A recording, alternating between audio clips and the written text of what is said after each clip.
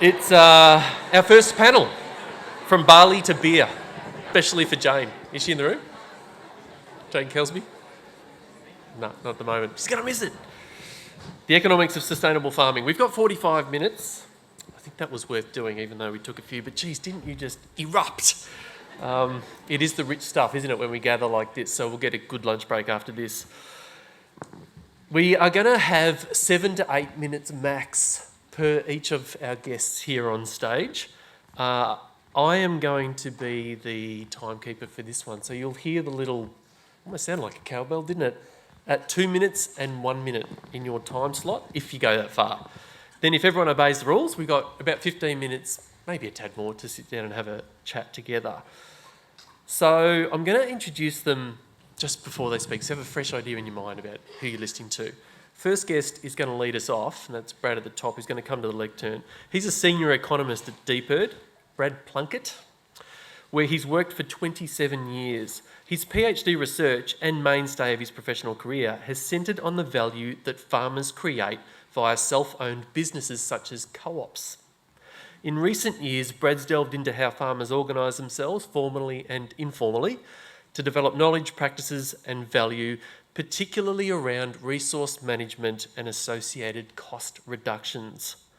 Current research into Tolga Farm's unusual dry land production system, its business and significant carbon-related outcomes has come as a result, as we've heard already today, of collaboration between the department and the farm's owners, all based on shared interests in resource sustainability, cost effectiveness and generating stable margins. Please welcome Brad Plunkett.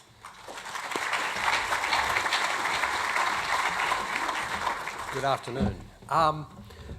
So what we'll do is I'll go through a presentation and lay out some background around Tolga Farm, and unfortunately I'm an economist, so please bear with me.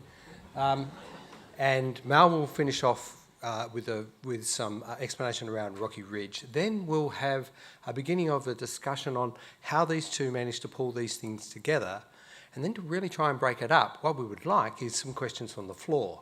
So what are you interested in? There are so many threads running through this that we could talk all day on any one of them.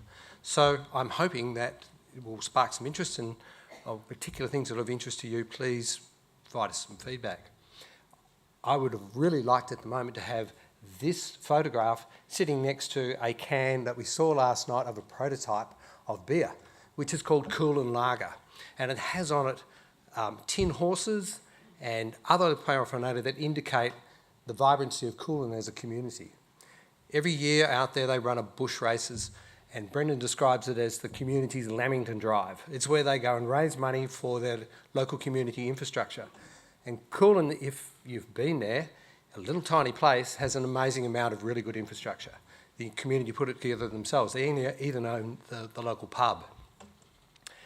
Deeperd is really interested in systems that are profitable, sustainable, low emissions and climate resilience. And we want to know about those systems, we want to understand how to extend them. And we're also really interested in supply chains that link those systems up to a consumer, because those consumers then pass back the signals that are necessary for producers to start altering their production systems. And so the role of what Mel and Brendon and their partners along that supply chain have put together is a really big deal. It's something we really need to think about and encourage. So Tolga is in the Coolen area. And for those of you who haven't been there, it's not that far from Narrogin. It sits in the medium 4 rainfall zone. That is, it has a growing season rainfall of 230 millimetres. That's not a lot.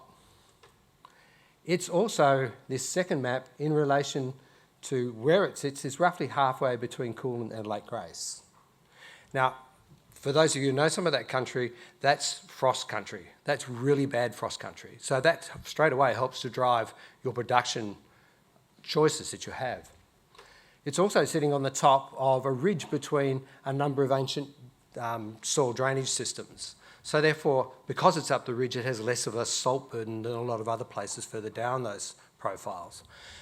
Tim Overhew is in in the audience here a principal soil scientist from Western Australia, and he will be leading a research project back into the soils of Tolga. It provides the basis for understanding everything else we want to know about it. So some key messages here about this system. It has enough profit and low profit variability to be able to drive growth. That's really important because with all of these systems, you really have to start with the people. What's their objective? What it is that they're trying to do as a business to understand the rest of the system and how it comes together. And this is a well-growing business that's done very well over the years. It's a low-input system that relies upon a large cycling carbon and nutrient pool. And it's a trick to be able to get there. It has low emissions. It's a hybrid of conventional and alternative systems of management practices. And we'll break that up a little bit later. It relies on, it's part of the ASP network, the Australian Soil Planners Network. Now that's a systems-based, ASP systems-based, which the practices are very much farmer localised. They have to be to reflect the objective of the business and your local conditions. One of the key parts that come out of that is the importance of a high trust group. These people really work together in closely. It's been very amazing to watch the amount of interaction, how open people are with their business, with each other, share data, all sorts of things. The key thing that keeps coming out of this, and for us at the Department of Agriculture, is trying to work out how this system works, the synergies that are within it. And again, this last part about the supply links from producer through to consumer and that's importance. So first necessary term, Australian Soil Planners, of which Brendon and Gab are members. It's a key to understanding the system. It started in Western Australia, it spread across the country, it's now in the US, it's in New Zealand, growing strongly. It focuses on broadacre, covers a number of areas, but the focus is mainly on broadacre, but it also covers into horticulture, cotton, etc. The main emphasis is on how do you build soil health to achieve nutrient cycling, because what that does then is lowers your production costs and drives your productivity. That gritter sitting on the end there, that's a tillage radish. First time I ever saw one in Brendon's place, driving around. What the heck are those? Sticking up out of the ground. Amazing looking things. It does a number of things. One of the key things it does is it changes the physical property of the soil, opens it up. And as I said, it's a hybrid of both conventional and non-conventional practices. We'll break those through. This is a piece of, we were out with a senior pasture specialist last year. This is vetch at 4 to 6 weeks since emergence. Look at the root mass on that. Phenomenal. More roots, growing more country, farming more country, pumping more carbon into the system. So again, a key to understanding it, and we've got no sound there, but that's fine. Oh, there we go. I'll give you a bit of rundown. How do we stop that? Stop that. Yeah. Flat out, yeah. That's young Nick going flat out. So those tillage radish we saw a minute ago, that's the principal way of being able to crimp it out. Not use a, oh, I've got going a bit. So not using chemicals, but to be able to take it out of the system, using mechanical means. So avoiding chemicals whenever possible because they knock around your soil biology. Okay, certified sustainable, the next thing. Both Mel and Brendon and Gab are certified sustainable. Certified sustainable started in the ASP group. It's a protocol, it's a non-for-profit protocol that allows people to be able to certify their ESG practices. Growers, processes the rest. It's undergoing ACCC recertification because it used to be called ASP certified and that confused the heck out of everybody. So now what we've got is a system, it'll be exactly the same system, but it now has to go through that same process to again be accredited by ACCC. So those protocols are backed up with force of law.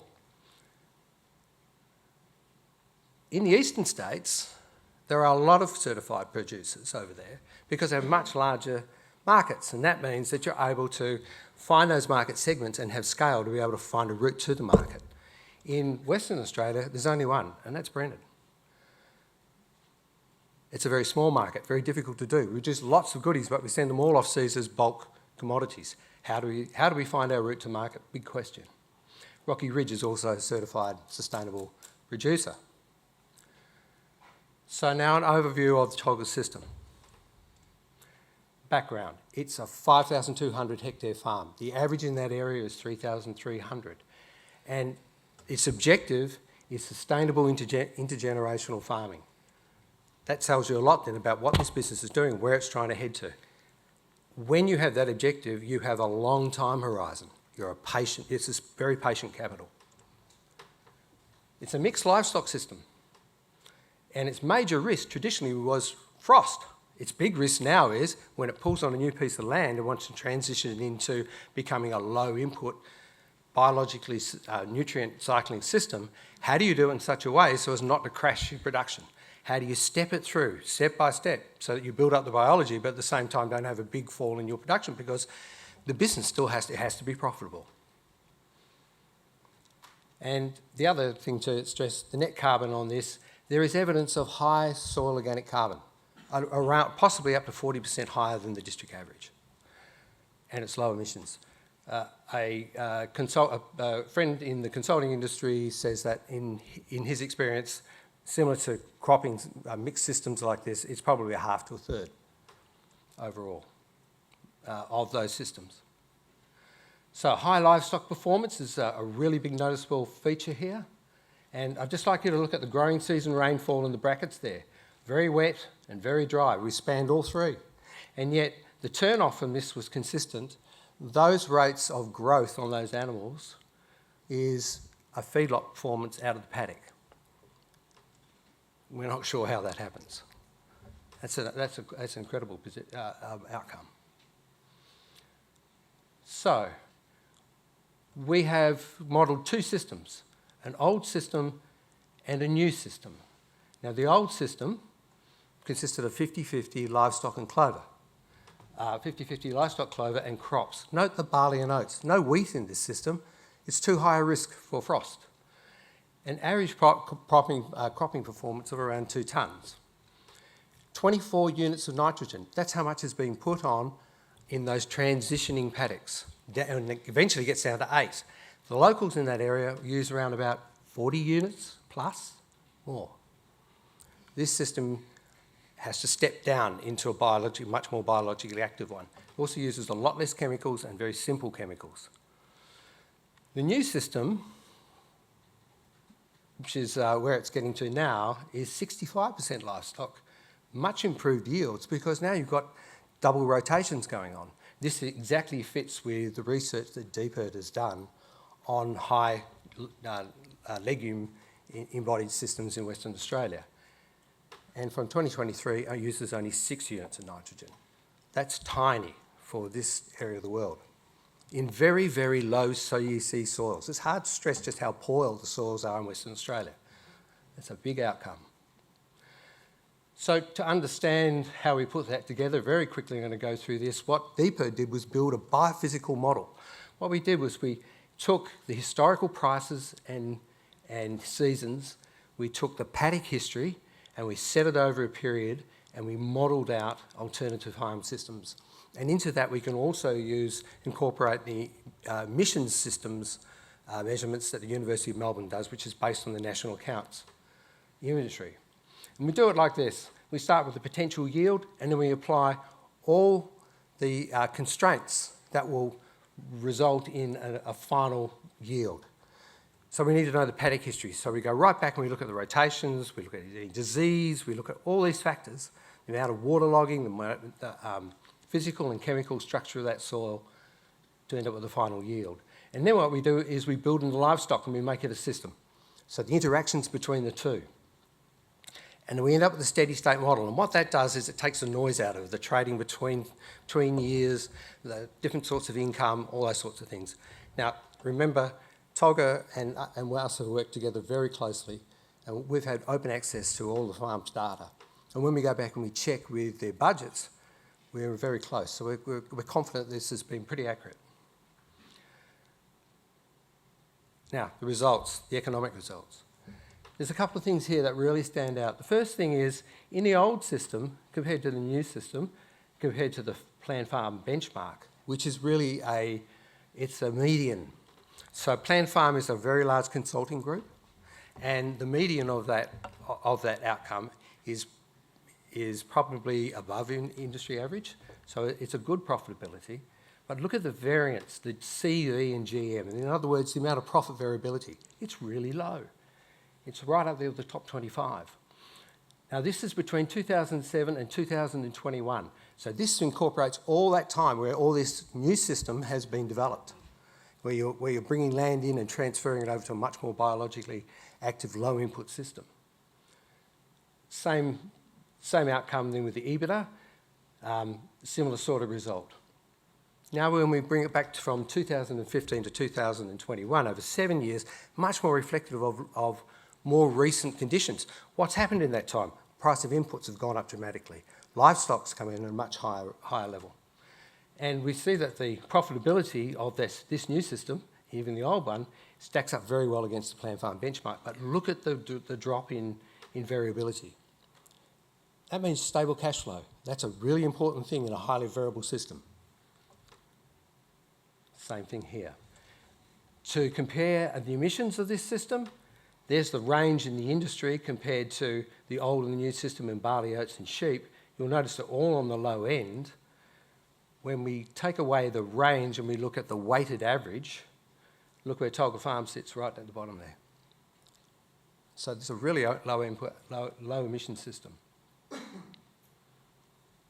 When we look at the farm management practices, we've broken them into four: conventional but unusual, conventional in other industries, and unconventional. So if we started off conventional, it's a phase farm. You go between cropping and livestock. They do lots of soil arming.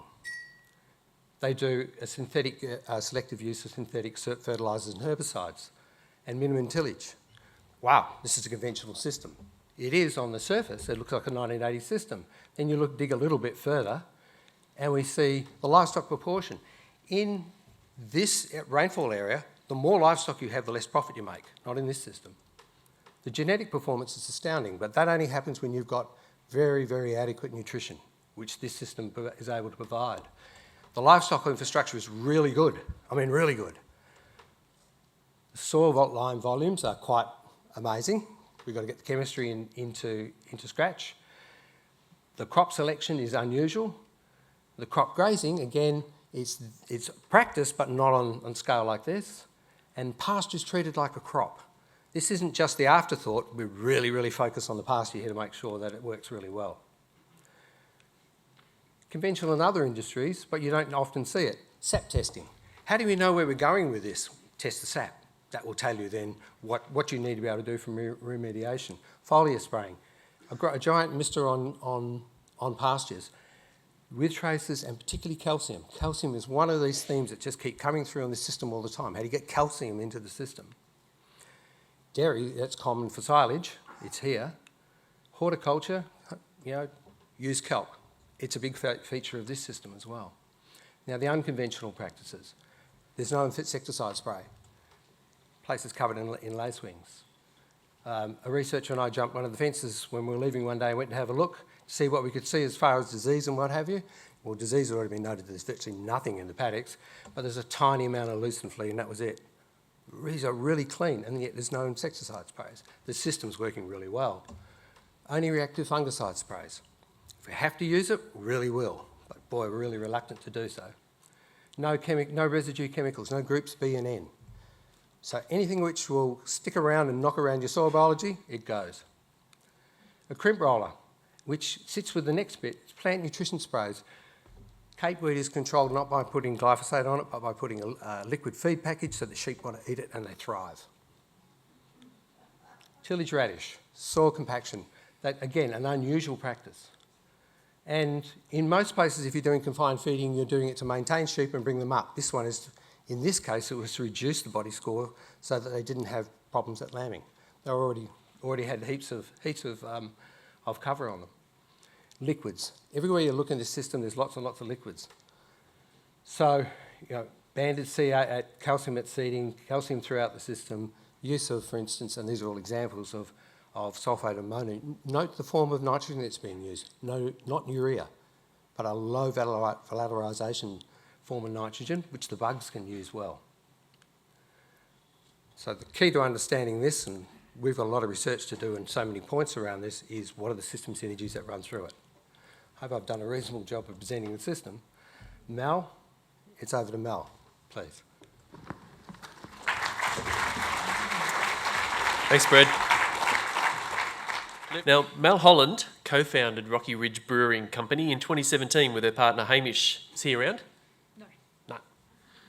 All right, all the attention on you. It was all Mel. She did the lot. He did nothing. As a diversification of their fifth-gen family dairy farm in Jindong, Bustleton, Mel has been dubbed Rocky Ridge's Captain Planet. I was so looking forward to meeting Captain Planet today. Her passion for the natural world and background in landscape architecture sees her manage all avenues of the company's environmental, sustainability, community support and planning initiatives. Rocky Ridge's aim is simple: to make incredible beer using the best local produce, farmed in the best way, with the least environmental impact. Rocky Ridge is Australia's first certified sustainable, carbon neutral brewery, proudly holds the title of WA's champion beer for both 22 and 2023, and is WA's reigning champion large brewery, which makes me feel like a beer right now, frankly. I'll just sit down. Please welcome Mel Holland. Thank you very much. Very humbling, thank you. And you might be wondering why the heck is a brewer at an ag conference? But as we've heard, we're fifth generation farmers in beautiful Wadani Budja, which is also known as Jindong, just out of Bustleton. So we traditionally have been beef and dairy. Very traditional agriculture. I must admit I don't have much to do with that side of the business. My father-in-law still runs the dairy, and I believe he's got about 350 cattle in milking at any one point in time. So it's still a pretty hefty operation, but I can't really speak much about it because I tend to just stay away from the milk and stick to beer. But beer is so heavily reliant on the natural environment. I mean, we've heard terms today like phenolics, terpenes, beta acids, alpha acids. You could be talking about beer. But that is obviously in a very agricultural term. So the synergies between the two is quite amazing, to be honest. And to be honest, brewing is the funnest farming I've ever done. So I think I'm going to stick with it. But we operate our brewery much like a farm. Whilst it's a pretty industrial production system, it still is an environmental and a biological system. Where we have a saying internally, we say people, planet and beer. And the people is our suppliers and our community. The planet is how we protect our land and our environment, and then beer is the product that we use as a vessel to do those things. And I might be biased, but I think beer is pretty good use for barley. So as producers, we want to push for the most regenerative barley that we can to end up in our products. And that goes for all of our supply chain. But barley is a pretty big input into beer, being that, barley, water, yeast and hops, that's pretty much a beer. So we've got a few that we can kind of tick off as the big ticket items, and barley is one of them. So in that search, we came up with a very, very wonderful collaboration that took about 2 to 3 years of me irritating everybody at every conference to do with beer and knocking on doors, and I think Brendon got sick of me and Hamish enough that he finally committed to saying yes, which was really, really exciting. But what I'm here to talk about is sort of the product after it leaves the farm, and it's a big collaboration with all the people on the board. Obviously, Tolga Farm being now our major producer of barley for us. Bort Malt, which is the world's biggest malting producer, and they trade as Joe White Malting in Australia, so that is the malting plant that we use. And CBH Group is obviously tied up with Joe White in the processing and facilitating delivery of malt. And we had to bring in a middleman, which is Bintani. So they bought in really early into this collaboration, which was super exciting because we couldn't have done it on our own. Brendon and Gabby couldn't have done it on their own, so having a middleman like Bintani that just helped us facilitate those relationships was so important. Obviously, that's us in the middle. And then being certified sustainable just provided a comprehensive whole for everyone to be part of this. So we are certified sustainable, Rocky Ridge, Tolga Farms is, and so is Bintani. So they've just received their certified sustainable status as well. So, it's an entire supply chain and industry chain working together for a common goal, which I think is really, really cool. So let me see if I can work this thing. So that is our farm on the left. So in particular, looking at On the right-hand side of the photo is the house and dairy, and on the left is the brewery. So they are very much linked, even though they operate pretty separately. We're lucky enough to be in a pretty high rainfall area, so everything stays pretty green where we are, to the point where we could even grow hops. So we were out of the agricultural parallel for growing hops, but because we're stubborn farmers, we grew them anyway. And we got some pretty good success. So it's a very old shot of the inside of our brewery. We're no longer allowed to wear shorts, but there's ash rocking some. And then this is the first batch of the certified sustainable barley that had been malted and shipped direct to Rocky Ridge. So very exciting day for us. It was about, as I say, 3 years in the making. So what this project was about was going direct to a regenerative grower of barley to, one, promote the regenerative nature of what we're doing, and it's the right thing for the environment, but also guaranteeing our quality. So we were lucky enough to buy a whole batch of barley from Brendon out in Holland, and the whole batch was shipped to Joe White and malted, and I believe they're committing to malting into the future carbon neutrally, which is amazing. And then this is the receival of 1/3 of the batch that came straight to Rocky Ridge and filled our 2 silos. So we took 120 tonne this day of, is it 320 tonne total? So that will see us through for a couple of months of our malt supply, and then we'll get another batch back from Coolin, which unfortunately we only have 2 silos, so some went back to Tolga Farms for storage. So at Rocky Ridge, the other cool bit, oh look, we're a farm, Canberra, there we go, forgot that bit. The other striving force behind Rocky Ridge is that we are carbon neutral. So we're full 3-scope carbon neutral, which is pretty rare in brewing. There's a lot of carbon neutral breweries, but they're usually scope 1 and scope 2. So we offset all of our emissions completely, including our supply chain. So this is based on the 2021-22 financial year, because I haven't finished last year's report, so I'm a bit slack this year. But you can see our total emissions are just shy of 900 tonne. So that's for every bit of product that comes into Rocky Ridge to make a beer. So the scope 1 emissions for us, we operate fully off-grid. So we don't have any power connections, we don't have any gas connections, any sewer connections. We're pretty much self-sufficient for a lot of our supply. So the scope 1 is quite small in comparison to a usual production facility of our size, which is usually associated with the LPG to run our boilers and our diesel, which is our backup generators, because we are solar. So that pie chart doesn't look very representative of our industry, but it's a good thing for us because it shows that 2/3 of our entire inputs aren't ours, they're from our supply chain. So we have to offset all of that to claim that we are carbon neutral. So in doing that, it sort of showed us that we need to work really closely with our suppliers. It's a really big part of what we do at Rocky Ridge, and it's a very big part of our ingredients. So having a relationship direct with farmer helps us to, one, know that we're connecting community and working with our suppliers, but also doing the right thing environmentally. So that's scope 3. We then break that down, and it's just shy of 600 tonnes. You can see it's all purchased goods and services. The other is mostly associated with freight. So from the purchased goods and services of our scope 3, 1/3 of it is malt. So 1/3 of all of our scope 3 emissions is directly associated with our malt supply. So by buying direct from a farmer, we can guarantee the quality, we can get full traceability, and we know what the emissions are, and we can work towards, one, removing them, or making sure that they are responsible emissions in the first place. Which I've sort of gone through a little bit. And it allows us an 80% reduction in our carbon footprint. So we estimate around 80%. 63 of that comes from the barley itself. So a lot of the stats that we have coming out of Brendon's farm and other certified sustainable farms is that they're about 63 to 65% less emissions in the barley itself. Plus we're buying a whole batch. So there's less freight, there's less processing, and also by working directly with the maltsters, we can ensure that they're using the appropriate amount of water to suit our malt that we want.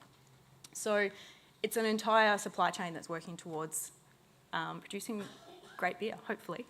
And the certifications at the end that Bintani, ourselves, and Tolga Farms have got just provides that transparency to the consumer that, we know what we're doing is the right thing to do, and we're getting really good quality grain at the end of it, but it also just provides consumer confidence that, it's not greenwashing. They can invest in a product that's actually, walking the walk. And all hail beer. I think that's all I had, sorry. Thanks, Mel. Hear to the way you finished that. Now, Brendon's going to sit down, I believe, so I'm going to take my seat next to Brendon, but I want to introduce him too. Brendon Savage is a fourth-gen farmer who's been farming with his wife Gab at Tolga Farm, Holland, for 30 years. 20 years ago, Brendon and Gab began changing the way they farm, having realised they needed to find ways to become sustainable. For them, that means farming practices, business diversification, community volunteering, and contributing to a network of different farmers with similar goals. On farm, this means producing as much as possible with the least synthetic inputs, we've heard, while leaving the soil in the best possible condition. One of the farm's mottos is Roots Fix Dirt. They're also excited to be working with Rocky Ridge, and Brendon describes his partnership as winning the trifecta for beer. Hope I'm not stealing thunder here, mate. Single origin, certified sustainable, low emissions. Please welcome Brendon Savage.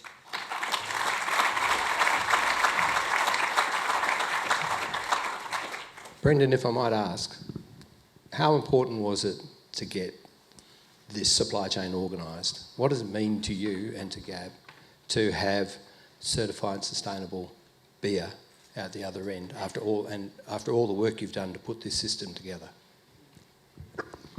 So, obviously, as a family, we started out to become more sustainable, and the goal was to produce more with less.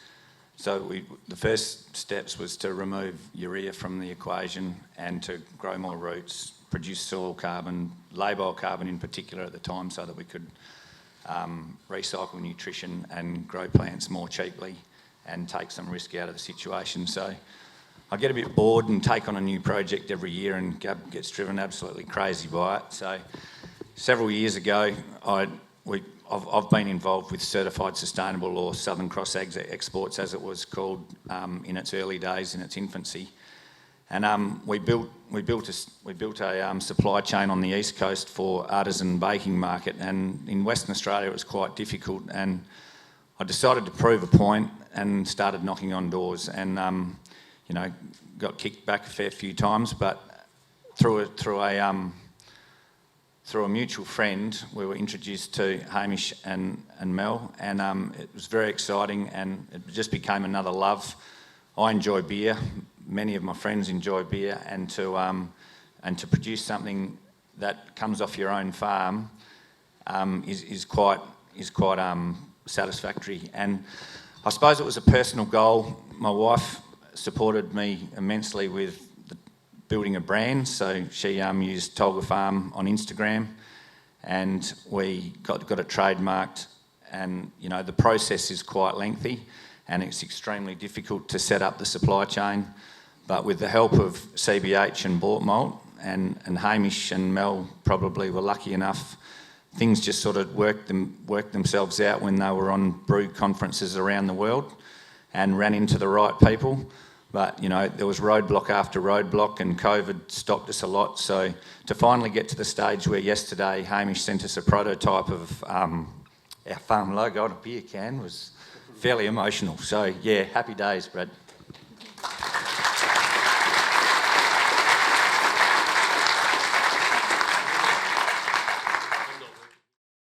Rocky Ridge, great beer. Lots of people drinking like dozens of beers that you produce. Do you get a sense that they understand the importance of a quality supply chain, a regenerative product, and a brewer that cares enough about making those beers that it impacts upon your sales or the culture that you're seeing around all those beer conferences? It's a hard one to answer because we do make a ridiculous amount of beers. I think last year we released 107 different types of beer, plus the core range ones that you make consistently. So our brand originally was built on a bit of a hype of all those new limited releases, but I think we've sort of tried, we're only a very young brewery, we just turned 6, but we've tried to really consolidate who we are, and we've always had an ethos of wanting to be connected to the farm and wanting to do the right thing. Very naively, we set out with a motto, everything we brew, we grow, and we were growing our own barley, we were having it malted locally, we were growing our own hops. We just were absolute morons at that point because it's not sustainable. And we grew, had we have stayed small and micro, it would have, it would have been achievable. But we haven't steered too far from the idea of that, whilst the actual output's changed. The methodology around it has stayed the same. And I think our consumer is very much along for the journey. We're very lucky in our consumer base because locally, a lot of people know that story. I mean, we export to Singapore, they probably have no idea.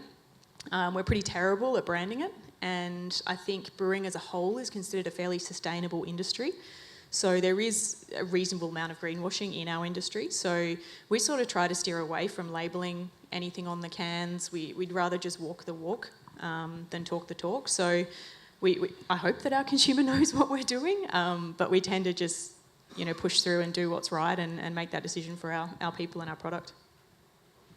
There's so much in that, Mel. That's profound. That the story beyond and the connection beyond the labelling.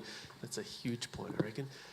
Blythe have we got a mic to Blythe that works? Thanks, guys. And especially Brendon, getting all the work gone into those figures is huge. But being able to share that on a stage is really brave and something we don't see enough of. Brendon, the collaboration you've got, as Terry mentioned earlier, regenerative is quite well accepted in the grazing and livestock community, but particularly in the cropping community, it's a bit of a new frontier still, even with all of the work that yourself and Gabby, Di and Ian have done. Are you seeing sort of others being inspired by the collaborations you're doing and the sharing of these figures? Are you seeing the impact of that in the cropping community, do you think? Yeah, we are encouraging other growers to become involved. On the East Coast, already Bort Malt are doing some significant malting projects. So we're doing certified sustainable beer in Victoria and New South Wales. We're hoping that it'll lead to Australia becoming the certified barley market for, if not Australia, the Southern Hemisphere. So we hope that it grows by 10, 20,000 tonne a year. That's the goal. So we're the guinea pigs, and, Hamish and Mel probably deserve to be supported more than most because they've put their head on the chopping block along with us. In building a project like this, you can't do it on a micro level. So Bort Malt, being a Western European-based company, their emission goals and ESG are way in front of Australia. So Hamish was at the Brew Conference only last week, and our certifier, Marg Wills, she said she's been to all these sorts of conferences around the world and never once has she been approached by people, whereas there was big brewers from all over coming to ask her questions. And she said it's quite interesting to see the effect we're having on that market. It's nearly like Certified Sustainable's laid this golden egg, and all they've got to do is buy it now because they've got their ESG boxes ticked and their emissions ticked. The irony that I'd like to put forward is that we started out to do this to look after our farm and our soils and our future children's opportunity to farm. And I've stood up at conferences in Western Australia and called out the big companies and said, come and talk to me afterwards, and no one does until emissions were involved. So the irony is that low emissions has now created a market for nutrient dense foods, which is extremely exciting. And look, I'm all for animal health and human health, so I'd hope that answers your question somewhat, Blythe. Barry, last question. Yeah, Australians are very parochial supporting Australian sporting sides. How do we get the same parochialism supporting Australian food and beverages? Do you want to unpack that one?